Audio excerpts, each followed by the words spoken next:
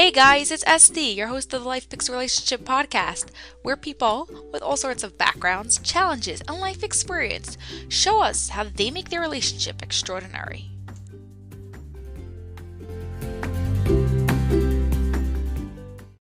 Hey guys, hope you're having an awesome day and enjoying expressing yourself creatively in your relationship and maybe using all sorts of expressive arts to become closer to your spouse. Today, we are going to move to the other side of the brain, the logic side of the brain, and discuss money. Yes, today we are speaking to a Ramsey preferred coach, Suzanne Johnson. Thank you so much, Suzanne, for being here. I'm really excited to start speaking to you because I have this interesting relationship with the Dave Ramsey method. I think he says a lot of great things, but I don't agree with a lot of his things. So I want to hear what you have to say. Let's get straight to it. Dave Ramsey is all about for the future, for the future, for the future. Now, does that mean that while I'm trying to get my finances in order, I cannot enjoy life and I can't go out to eat and I just can't have fun? Yeah, so he does. Dave is very big on living like no one else now so you can live like no one else later. That's one of his famous taglines. What I think maybe is missed in that particular phrase that he uses is that we are still living like no one else now. And what that means is we are controlling our finances in such a way that we're able to pay for vacations with cash now. And there's a methodology to actually save up and do those things. He doesn't want you to have no life now and only have a life later on. So we're doing things and we're categorizing money, we're budgeting money, we're creating sinking funds for things like vacations, for things like new cars, for things like new laptops, which I am saving up for right now. But I think it is a misnomer that Dave only wants you to focus on having fun when you're 80 years old and out of debt. That's not the case. Yes, but he's also really strict on a lot of other things like no eating out. Yeah. So is it only for the bigger things or could you have some fun while you're paying off your debts? Absolutely. So Dave actually has, there is a spot in his program where after you saved up, after you've gotten out of debt, after you've finished saving up your fully funded emergency fund, he specifically says after these big milestones, no matter how fast or long it's taken for you to get there, celebrate. Put money aside and go out to dinner. I mean, if you're allowed to go out to dinner right now, we're still not allowed to go out to dinner, unfortunately. But save up and celebrate these things, because if we don't have those celebrations in between these milestones, we're not going to continue with the process and we're just going to give up. I think a really good example is I had a coaching client. They were almost completely out of debt when I met them. And what they had done was, do you remember those? It's like construction paper and you would cut it into long strips and you'd make links and chains. Oh, yeah. Like you wrap them around each other. Yeah. Exactly. Yeah. So some people would do those for Christmas. Like they'd use it as like use it as like an advent calendar if you're Catholic, and they would take one off each day as it got closer to Christmas. She used it for paying down their debt. And so it got the kids involved. So they created this chain that went around their entire living room when they were paying off their debt. And I want to say it was every like few $100s, they would cut a link off of the chain. And then at the end of a certain section of those links, like let's say at the end of all the purple links, they would go out and they would celebrate that they had just paid off another $2,500. Or at the end of the yellow links, they would go get ice cream together as a family. So she broke it up into little segments of just paying down the debt because they had quite a bit of debt. So they celebrated in between those little milestones for sure. I love how she also got the kids involved in that. Like it makes them excited. It's like a family thing that we're doing this together. Not depriving you of something else, but rather we're working together to figure this out.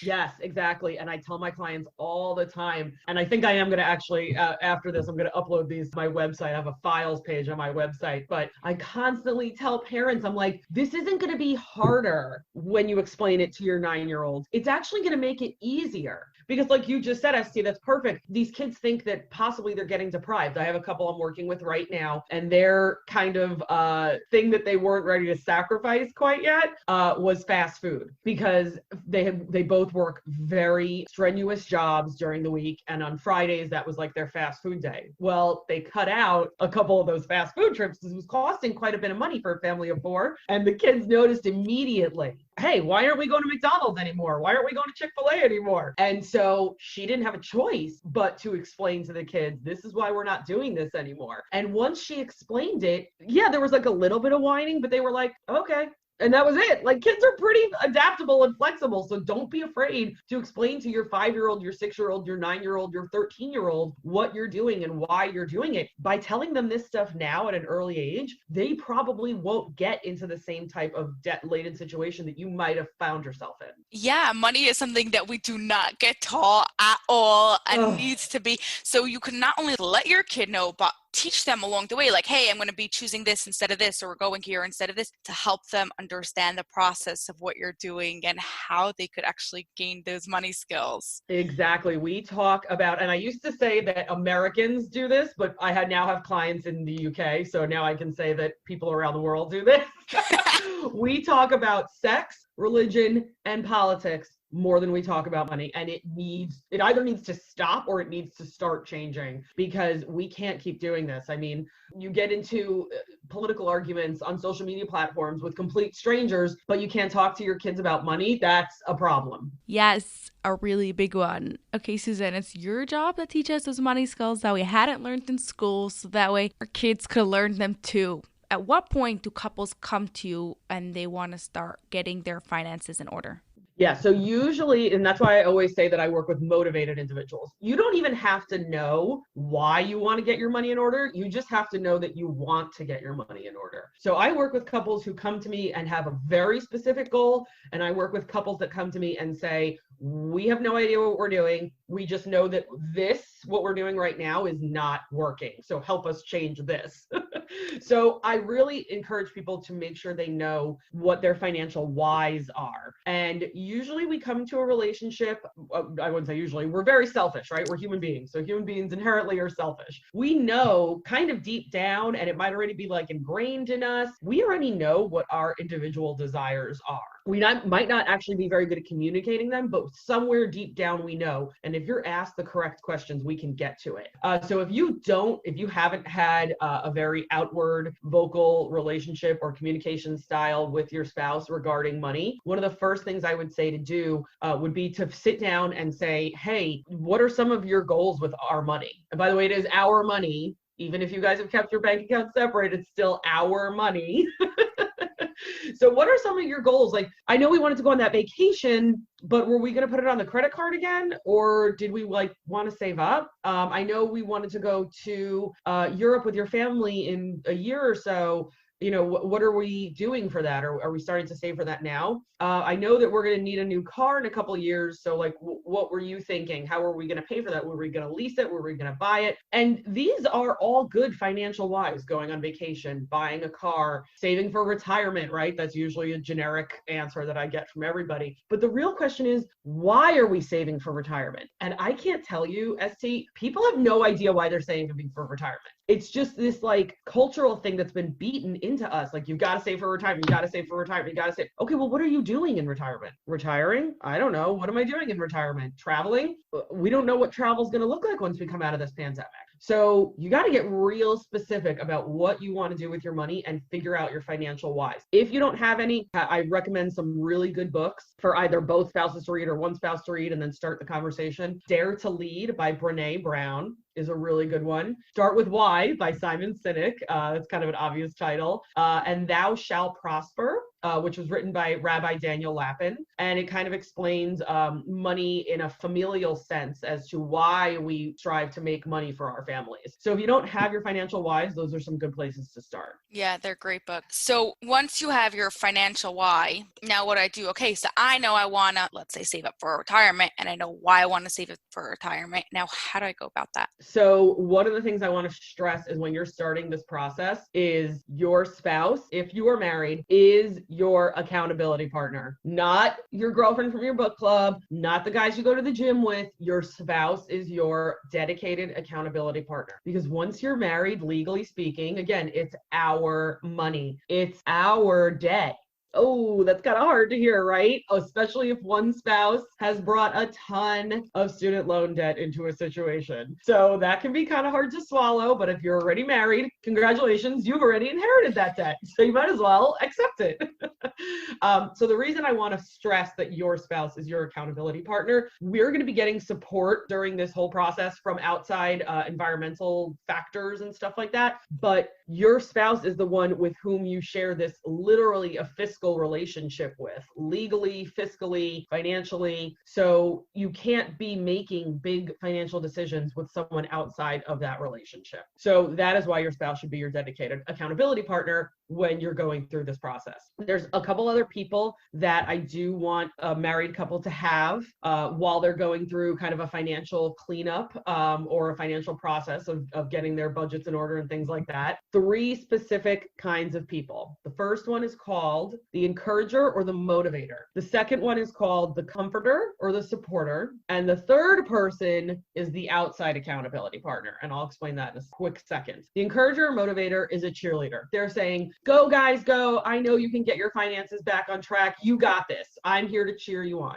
The comforter or supporter is going to be more of like somebody with maternal characteristics. So when you guys screw up with your money, which is going to happen, you can confide in that person and they'll say, listen, it's going to be okay. Don't worry. Everyone makes mistakes. You're going to move on from this. Now, the outside accountability partner is someone most likely of the same sex. So we'll just use women as an example right now. I'm working with someone right now who is borderline a shopping addict. You know, she's already engaged in counseling, but she needs to be able to pick up the phone and text or call a friend and say, I'm getting ready to go to the mall. I need you to stop me. So that's kind of like an outside accountability partner away from the spouse, where you can kind of have that really quick like text relationship and say, hey, I'm about to make a stupid decision, or do you think this is a stupid decision, and bounce it off of an outside person. So those are the things we want to have set up before we start this whole big process. Okay, so you're going to want your partner to be your actual accountability partner, and then you're going to have your 3 other friends or family members. Do you suggest family members, or is it like? Yeah, absolutely. It depends on kind of your relationship with those family members. If we know that our bad money habits came from our parents, then maybe we don't want our parents to be one of those people. But you got to remember this, 79% of Americans are living paycheck to paycheck. And it's higher now. That number's from 2019. So it's probably in the 80% again of people are living paycheck to paycheck. So if you think you're the only person trying to get your finances in order, you're not. Everyone's trying to get their finances in order. Yeah. Okay. So you have this whole system set up. Now, how do we go about this? All right. So the first thing we're going to do is we are going to create a budget committee meeting. Guess who the budget committee meeting is? You and your spouse. That's it. You're the whole committee. Now, if you're the ones in charge of your money. Yeah, exactly. If you have kids and you want to get them involved, definitely get them involved in certain areas of the budget committee meetings, but not the whole time. So first of all, mark your calendars. Decide on a date that works for everyone. I usually say to start working on your next month's budget about a week before that month occurs, because you want to kind of spread these meetings out a little bit. We don't want to be focused on the budget for 3 straight hours. So mark a date on the calendar, make sure everyone that's involved can attend, stick to that date. And when the date and time gets here, don't push it off. Suck it up, buttercup, sit down and start your budget committee meeting. And what happens at this meeting? So we are going to basically do a budget, but there's a lot of outside aspects of this budget committee meeting that I want to make very clear. This might be the first time that you and your spouse are communicating in a healthy manner about money. And chances are, if you haven't communicated about money in a healthy manner before, this is not the time you sit down to do this. It's not going to magically turn into a healthy situation. Yeah, 1 second before we go into like how you go about it, what tips would you give to someone who's starting this meeting, like to make sure it doesn't blow up into anything crazy? Yes, exactly. Limit the distractions. Maybe try to put a movie on for the kids, or if they have, screens that you can put them in front of for 30 minutes or whatever, get the kids out of the way. Don't be starting laundry while you're in the middle of this meeting. Try to limit the distractions so that you can focus on what you're talking about. I'd always recommend to have snacks in front of you. This is probably just a good idea for any adult who's doing something that they're uncomfortable with. Always have snacks. And then you don't necessarily have to have a budgeting app. You can use a piece of paper and a pen. I also have a budget file on my website that can be downloaded, used on Excel, or just printed out on a normal piece of paper. So have that in front of you at the very least, and expect conflict. And the way that we're going to limit conflict is by using this methodology that I've created so that your meetings don't devolve into total madness. So we've scheduled the budget committee meeting and we're sitting at the table ready to have our meeting, right? For the first 4 meetings, I want you to set a timer of 17 minutes. That's it. One second. These 4 meetings are all within the week before your... Yes, too. Yep. Okay. And as you get better at budgeting, you're not going to need 4 meetings to do the next month's budget. It's going to be automatic. It'll move forward with you. So this is really when you're starting the process. Yeah, you have to like collect all your information and figure it all out. Yeah. Right. Yeah. And the reason I use 17 minutes is because I worked with a couple a few years ago, and at the 17-minute mark of almost exactly the 17-minute mark of our private meetings, the husband would storm out. And I finally got to a place where I said, well, something's happening when we reach this mark that the conflict is too high. One of the parties wants to leave the room. So maybe there's something to this. So I started using this methodology with my other couples, and it actually does work, because it's one thing to have a financial coach in front of the two of you when there's an objective party there. It usually doesn't get too crazy, but when it's just the two of you, it can turn into quite a fight. Understand that we're all human. Set a timer for 17 minutes. If you're not used to communicating in that healthy manner about money, you've got to keep these meetings short. It will blow up. So for what that means leading into the very first time you're creating a budget, that might mean 17 minutes Monday. Kind of felt like it went okay. Let's do another 17 minutes on Tuesday. All right. Had a little bit of a fight over the cost of, how much gas we were buying for the cars, but it went okay. Let's do another 17 minutes Wednesday. These are really, really, really short snippets of time. 17 minutes goes by super fast. Now, especially that you know that like it's over at 17, like stop no matter what. You're not like pushing one more minute. No. You stop in the middle of your sentence and you'll continue it tomorrow. Exactly. Okay, we made it halfway through the lifestyle category. Okay, we finished our housing category, which includes like insurance and utilities and things like that. So, okay, good. We finished like this one thing. All right, go get the kids, go do it, start dinner, whatever you were going to be doing with your time, and then move the 17 minutes to the next day as well. Try your best to keep it amicable. The reason we're keeping these first few meetings so short is that we don't want them to devolve into where the husband walks out of the room like I was experiencing when I first created this. But depending on the reaction and the progress you guys are making, you can start to increase the budget committee meetings by 10-minute intervals after the 4th meeting. I really want to stress that you want to keep relations positive during those first 4 meetings, because guess what? If it devolves into a fight in minute 57, you're not going to come back to the table and do it again. You're just not going to want to deal with the conflict. So we've got to keep these short, happy, productive meetings in the very beginning, or our psyche is going to turn into, I don't want to do this. I don't want to do this even if this is 7 minutes. This is terrible. So we've got to have a positive relationship with these meetings, or we're never going to make any progress moving forward. Yeah. Okay. So we have our 17 minutes the week before. We've gone through everything. We've decided all the money that we're spending and what's happening. Now, how do we go about it? How do we move forward to actually follow it through? Exactly. Yeah. And I'll be honest, if I had $1 for every time I got an email with this type of question, how do I get my spouse on board with a new financial plan or a budget or a new process? I wouldn't have to work anymore. I could just sit here and collect emails all day. So yeah, it is hard to get both parties to agree to the same process and to agree to the same plan. And even honestly, it's hard to get both parties to agree on every single line of the budget, because what women might consider a cheap haircut could be 10 times what a guy spends at a barbershop. Because that's just kind of, the society we live in right now. It's not right or it's not wrong. I don't want women to get a bad haircut, but we have to budget what we're going to be spending our money on. So moving forward, we have the budget, right? So let's, like you said, we went through all the meetings, we created the budget. Now we have to stick with it, right? So what we want to do there is we want to figure out how we're going to track our spending. Some people they want to see everything in front of them. They're very visual. So they actually carry around like a little budget book, and they write in the book every single time they spend money on something.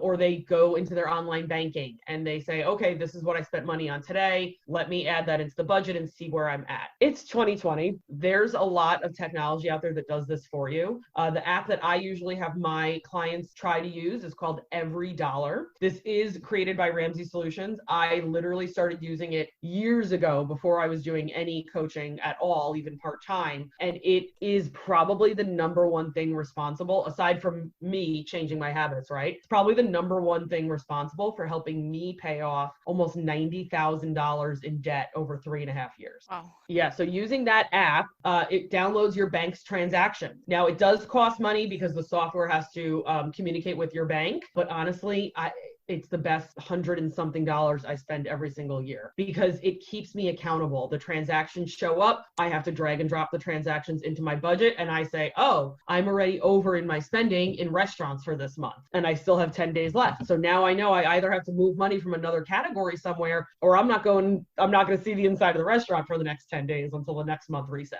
Yeah. I just have a question. When you're creating the budgets, do you suggest putting in a bit more than like what you think, or keeping it exact? Keeping it exact. So when you are doing your budget committee meetings, have your bank's login information available. Go in there and see what you spent on electricity for the last 3 months and take an average and try to get it as tight as humanly possible. And the reason for that is we actually don't want to have any uncategorized money left at the end of the month. We actually want to see where every single one of our dollars is going. And if people think that they want to have like a buffer in their budget, it's actually okay to have like a buffer in your checking account. So like on the dates that certain things are coming out and going in and coming out, we obviously don't want you to overdraft your bank account. So it's okay to have like a buffer in your bank account that you don't take into consideration when you're doing your budget, $100, $200 maybe. But when it comes down to the budget, if you have extra money in the budget, it's going to disappear. If you're not holding that money accountable, it's going to magically walk away and you're going to wonder what you guys did with it. So even if you want to be saving $200 a month, so technically you're not spending that money, you're putting it back into your savings account, create a line in your budget that says savings $250, savings $1,000, down payment on a house $350. Make a specific category for that money that is extra that you're not actually spending in your budget. Sounds like a plan. Okay, so we created our budget, went through all our money, decided about everything, got our partner on board-ish. Hopefully, yeah. Now, how do we make sure to actually keep to this plan that we made? Because it's easy in the beginning to be motivated, but after 3 months, 6 months, even a couple of years, it could start getting really hard. What do you suggest to people who are on this journey and want to make sure they're sticking to their plan and achieving their goals? Absolutely. One of the things I use to help families get kids on board is pieces of paper that you color in as you reach your goal. And that can be saving up for a new car or paying off a car that you already purchased. Having visual representation in front of us, stick it on the front of the refrigerator. That honestly can be enough to be like, oh, okay, look, I'm halfway done with this car payment, or I'm halfway saved up for this new car, or I'm halfway saved up to my emergency fund. So if you're a visual person, create that construction paper chain around your living room.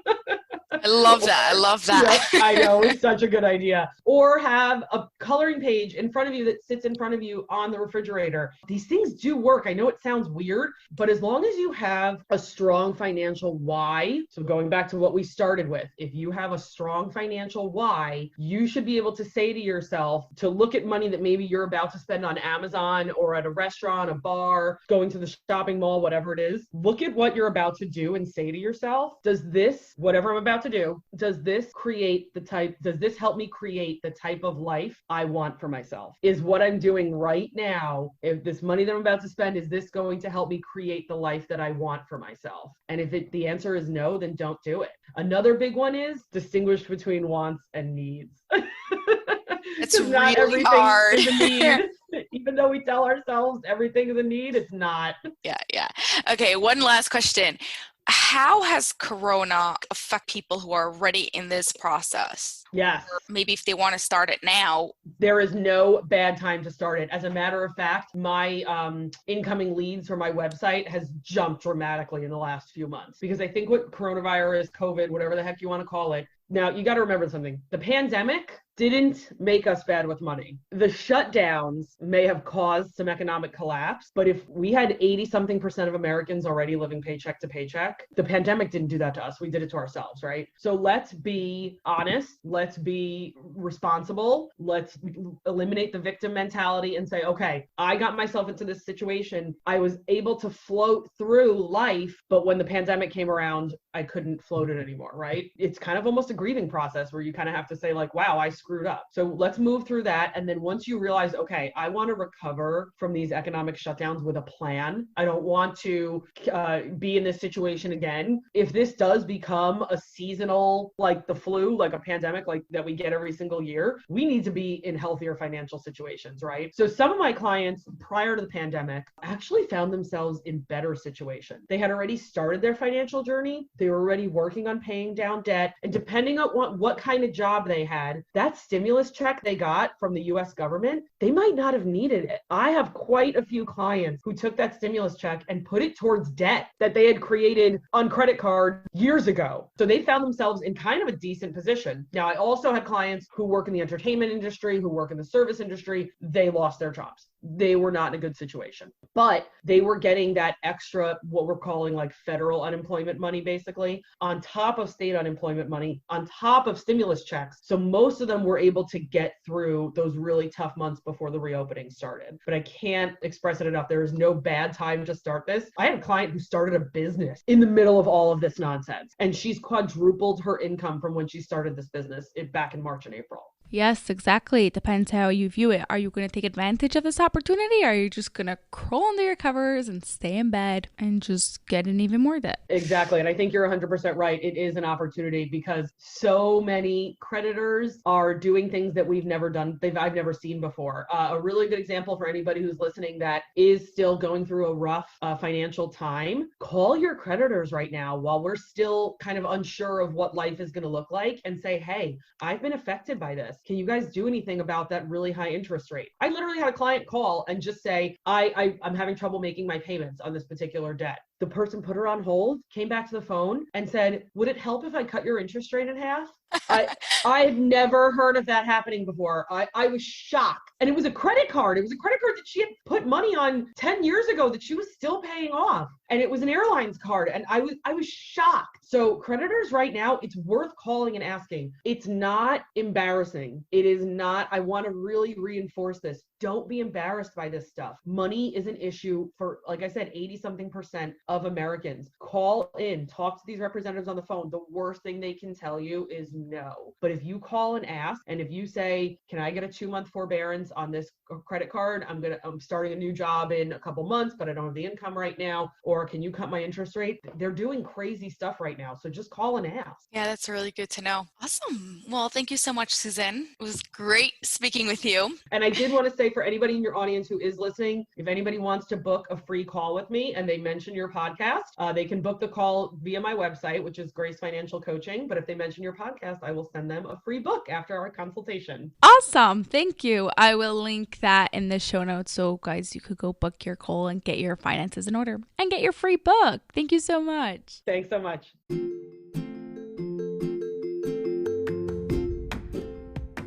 Did you enjoy that episode? Could you do me a personal favor and subscribe and leave a review? It would mean a lot to me. Thank you so much and have an awesome day.